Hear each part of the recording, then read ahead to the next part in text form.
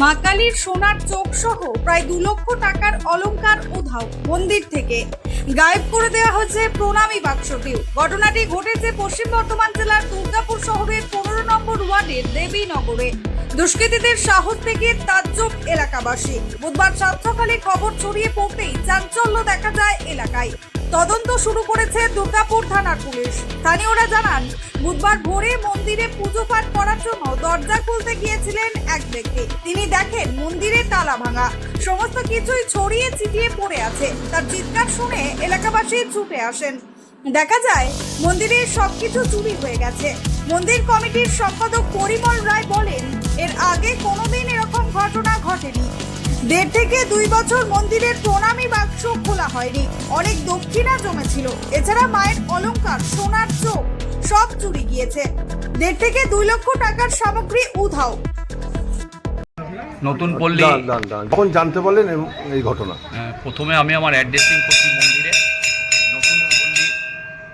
নতুন পল্লী 14 নম্বর ওয়ার্ড, জি ব্লকের কালীতলা মন্দির, আমাদের এই নামে পরিচিত আমাদের মন্দির।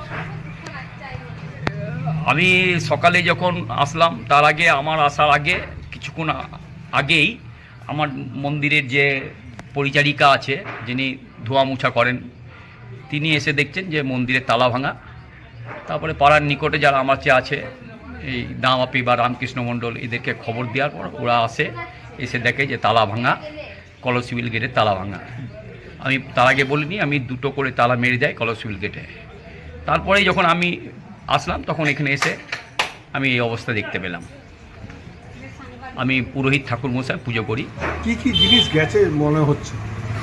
আমি এখনও পর্যন্ত যেটুকু দেখেছি, তাতে মায়ের একটা টানা ছিল সোনার নথ, যেটা রিং দিয়া, একটি গলায় ইমিটেশন নয়, ওই রূপোর ওপর সোনার জল করা গলার একটা হার ছিল, আর 2টো কান পাশা ছিল, আর মায়ের 2টো তোড়া মিসিং হয়ে গেছে। 4টে তোড়া আছে মায়ের, তার মধ্যে 2টো তোড়া মিসিং হয়েছে, মনে হয় কোনো কারণে খুলতে পারেনি বা যাই হোক।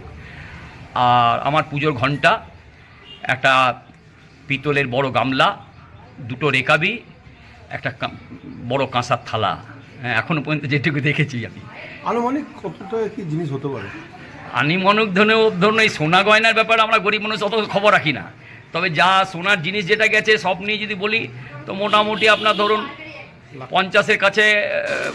খবর পেয়ে আসে দুর্গাপুর থানার পুলিশ। পুলিশ জানিয়েছে, পাশের বাড়ির সিসিটিভি ফুটেজে গভীর রাতে 3 জনকে একটি বাইকে চড়ে যাওয়ার ছবি পাওয়া গিয়েছে। সেই ফুটেজ পরীক্ষা করে দেখা হচ্ছে। দ্রুত দুষ্কৃতীদের গ্রেফতার করার আশ্বাস দিয়েছে পুলিশ। স্থানীয়রা রাতে এলাকায় পুলিশের টহলদারি দেওয়ার দাবি জানিয়েছেন। পুলিশ জানিয়েছেন, নজরদারি বাড়ানো হবে। দুর্গাপুর থেকে নিজস্ব প্রতিনিধি রিপোর্ট, অ্যাক্টিভিস্ট বাংলা।